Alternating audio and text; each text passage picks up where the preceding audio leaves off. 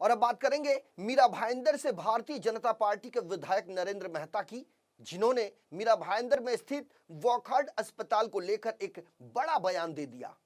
वहीं मीरा भाईंदर नगर पालिका के कमिश्नर ने भी जानकारी देते हुए कहा कि अस्पताल में चल रही अनियमितता को लेकर राज्य सरकार की तरफ से एक टीम गठित की गई है, जो अस्पताल में गरीब मरीजों को मिलने वाली सुविधाओं की जांच करेगी।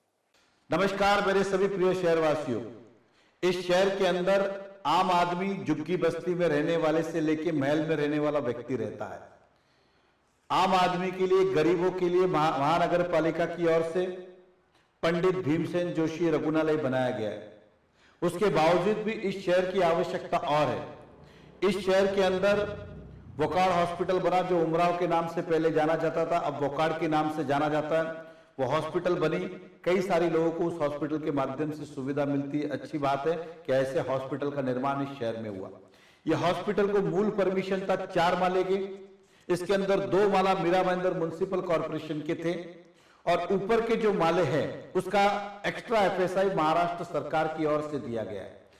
जब यह हॉस्पिटल का निर्माण हुआ तो मीरा भाईंदर महानगर पालिका ने जो 25% उनका हिस्सा था उन्हें माफी दी। सरकार ने 1 के बदले में 3 एफएसआई इस हॉस्पिटल को दिया ताकि ये 14 माले का बन चुका।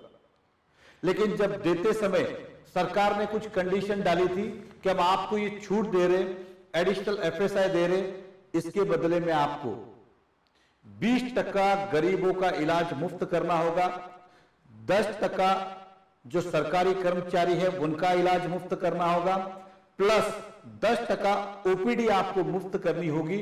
इस कंडीशन के ऊपर इस हॉस्पिटल को एडिशनल एफएसआई और 25% महानगर पालिका की इमारत से छूट दी गई। लेकिन पिछले कई वर्षों से गरीबों का इलाज वहां नहीं होता था, ये सत्य, क्योंकि आप भी जानते किसी को मुफ्त इलाज आज तक तो वहां मिला नहीं है।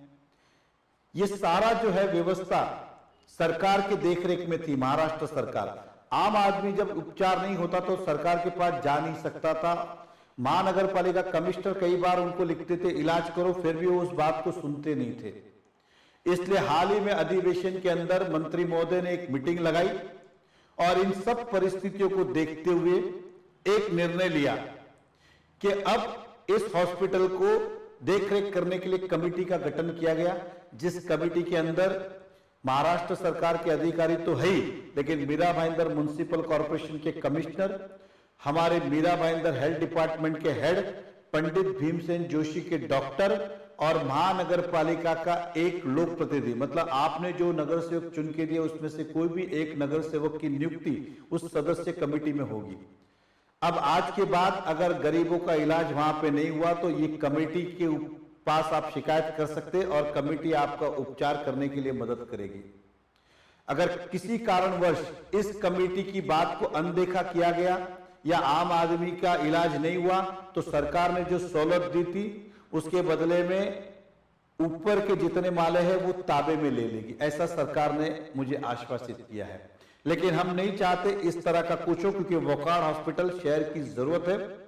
इमरजेंसी पे हॉस्पिटल बहुत काम आता है, लेकिन जो गरीबों का हक है वो गरीबों को मिलना चाहिए, क्योंकि सरकार ने 4 माले के बदले में अगर 14 माले के परमिशन दिए तो उसी कंडीशन पे दिए थे कि आप ये उपचार करोगे। और ये बात मैं केवल कहता नहीं हूं, ये बात सरकार ने लिखित रूप में आदेश निकाला है और इस आदेश का पालन करना होगा। ये जो मैंने कमेटी के नाम बोले, हमारे नगर सेवक हो, म्युनिसिपल कमिश्नर हो, ये अब कभी भी जाके उमराव का रजिस्टर चेक कर सकते हैं कि भाई आपने किस किस का उपचार किया है। कमिश्नर अब वहां पे मीरा भाईंदर कॉर्पोरेशन का एक इंफॉर्मेशन सेंटर शुरू कर सकता है जो लोगों को बताए कि किस तरह से उपचार फ्री हो सकता है। तो ये गरीबों के लिए बहुत बड़ी एक राहत की बात है।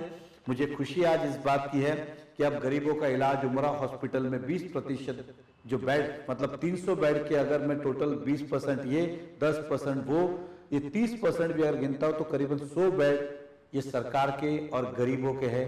अगर इतना बेड हमें मिल गया तो ये मीरा भाईंदर के गरीबों के लिए बहुत बड़ी खुशी की बात होगी। तो मैं फिर एक बार सरकार का दिल से धन्यवाद करता हूं और इस आदेश का पालन वोकाड़ हॉस्पिटल करेगा, ऐसा मेरा मानना है। तो बहुत बहुत धन्यवाद। और अब ये कमेटी गठित होने के बाद अभी सभी को सेवा मिलेगी, ऐसी मैं कामना करता हूं। Thank you very much. धन्यवाद। जय हिंद, जय महाराष्ट्र। मीरा भाईंदर महापालिका के हद में आरक्षित प्लॉट के ऊपर ये प्राइवेट प्लॉट था और उमराव हॉस्पिटल के नाम से शासन ने अकोमोडेशन डेवलपमेंट के तहत और हायर एफएसआई के अनुरोध वहाँ हॉस्पिटल मंजूरी किया था और उसका हायर एफएसआई मंजूर था और वो देते टाइम में कुछ कंडीशंस थे। तो जो आपने बताया, जो बेनिफिशरीज बीपीएल लेवल के है, शासकीय कर्मचारी है, महापालिका के कर्मचारी है, उनको कोई रिजर्व खाटा उसमें आरक्षित किया था और कुछ ओपीडी में माफक दर से सेवा देने का तरतूत था। उस हिसाब से कामकाज के बारे में नियंत्रण करने की जवाबदारी डायरेक्टर ऑफ हेल्थ की तरफ है और उस हिसाब से उसका काम होता है और उन्होंने वो कंप्लायंस हेल्थ डायरेक्टर को सबमिट करते हैं। बीच में उमराव का कामकाज वो कार्ड के तरफ मैनेजमेंट में दिया, वो दैट इज इंटरनली बाब है, लेकिन ये जो शासन अनुज्ञ फैसिलिटी है वो पब्लिक को वो देने की बंधन कारक है और इस माध्यम से गए 2-3 महासभा में इशू हुआ था और ये बात शासन ने विचार में लेते हुए एक अभी एडिशनल सुपरविजन कमेटी गठित की है। उसका आज ही हमको जीआर मिला है। उसमें उन्होंने deputy director health, civil surgeon, महापालिका के एमओएच, कलेक्टर के प्रतिनिधि, महापालिका के एक सदस्य, ऐसी एक सुपरविजन कमेटी तय की है और ये कमेटी के माध्यम से जो फैसिलिटी देने की जवाबदारी है उसका हर मंथ अभी नियंत्रण होगा और ये हिसाब से इसका लाभ पब्लिक को मिलेगा। माननीय पालक मंत्री तथा हेल्थ मंत्री ठाणे के एकनाथराव जी शिंदे साहब ने जो ये डायरेक्शन दिए थे कि उसका सही नियंत्रण होना है, उस हिसाब से ये कमेटी गठित हुई है और ये कमेटी के माध्यम से अभी जो इसमें आरोप प्रत्यारोप का बात होती थी और लोगों को फैसिलिटी नहीं मिलती थी, ऐसा जो कहना था, वो अच्छी तरह से नियंत्रण हो जाएगा और लोगों को सही क्या न्याय मिलता है वो लोगों को ट्रांसपेरेंटली देखने के लिए उपलब्ध होगा। एक अच्छा डिसीजन हुआ है और इसमें जो कंप्लीट होता था, वाद होता था, वो सुधारने के लिए ये कमेटी के माध्यम से काम होगा।